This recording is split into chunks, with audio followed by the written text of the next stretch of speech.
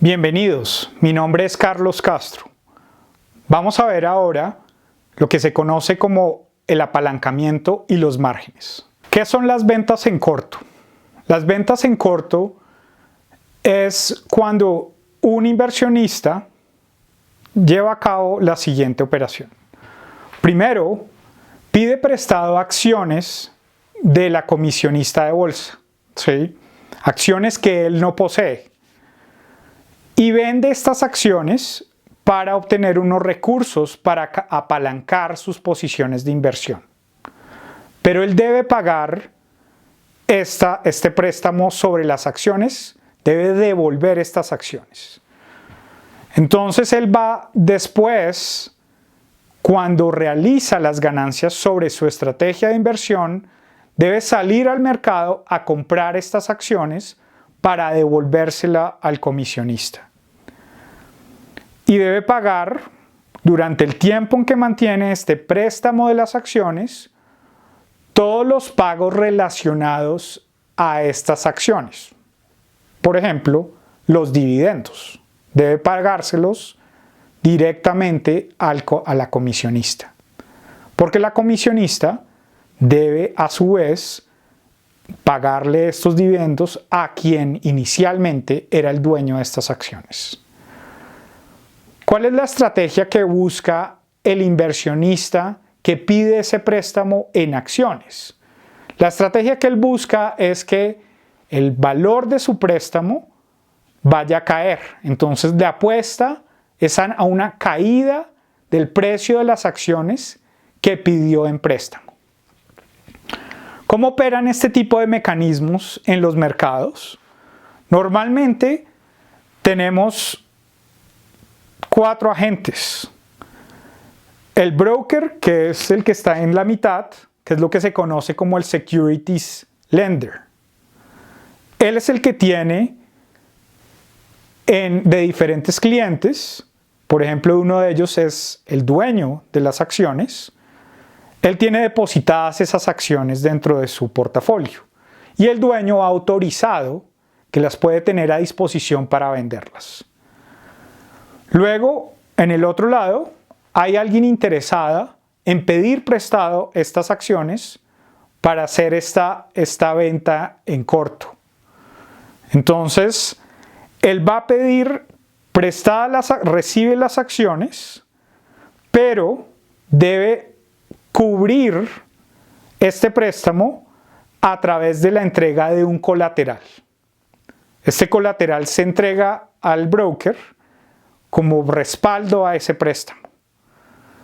El dueño inicial va a recibir una rentabilidad sobre las acciones que ha colocado ahí, pero también recibe todos los beneficios que le permite ser el dueño de estas acciones, por ejemplo, los dividendos.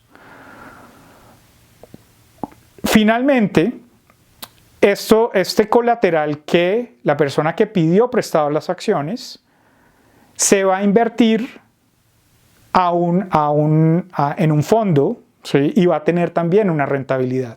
Entonces el broker también le debe reconocer una rentabilidad a quien dio ese colateral como soporte de ese préstamo de acciones. Ese préstamo va a depender de unas tasas que se llama la tasa de rebate, y esa tasa va a depender de qué tan fácil es la consecución de estas acciones a manera de préstamo. La existencia de las ventas en corto es un mecanismo que dinamiza los mercados para que exista posibilidades de apalancamiento y que exista mayor transabilidad en los activos. No todas las acciones están disponibles para las ventas en corto y los precios para este tipo de operaciones pueden fluctuar de manera importante. Es importante tener en cuenta la diferencia entre lo que es estar largo en una acción, donde tenemos la compra de un activo con la expectativa de que el precio de ese activo va a incrementar en el tiempo. Entonces, vamos a ver que si yo quiero estar largo en una acción, mi expectativa es recibir al final del periodo de inversión una rentabilidad sobre la base del cambio en los precios, una apreciación del precio y cualquier dividendo que pueda recibir a lo largo de ese periodo. Ahora, si por el otro lado estamos haciendo una operación en corto, lo que esperamos es que el beneficio se dé es porque el valor de mi deuda sea menor. Entonces yo le estoy apostando a que el precio de esa acción va a caer y entonces eso es lo que me va a generar una rentabilidad. Pero, por el otro lado, también debo reconocer el pago de dividendos del dueño original de esa acción. Entonces aquí ese pago de dividendos entra con signo negativo. Es importante tener en cuenta cuáles son las diferentes tipos de estrategias de inversión que puedo hacer sobre los diferentes tipos de activos financieros. Ahora tenemos un caso donde estamos haciendo una operación en corto. Eso quiere decir que estamos pidiéndole prestado 100 acciones al broker, donde cada acción vale 120 unidades monetarias. Vamos a coger esas 100 acciones y las cambiamos por cash. Por lo tanto, tenemos 12.000 unidades monetarias, pero tenemos esa deuda que en este momento es equivalente al precio actual de esas acciones. El broker nos va a permitir hacer esto siempre y cuando tengamos por lo menos una cantidad de recursos que representen el 50% del margen, es decir, que nuestro patrimonio logre apalancar ese préstamo. Ese margen está calculado teniendo en cuenta el valor de los activos menos la deuda que tenemos, de tal manera que nos está quedando esos 6.000 dividido por el valor de la deuda, esos 12.000, representando un margen del 50%. Ahora tenemos una situación donde esas acciones que antes valían 120 se incrementaron en precio a 150.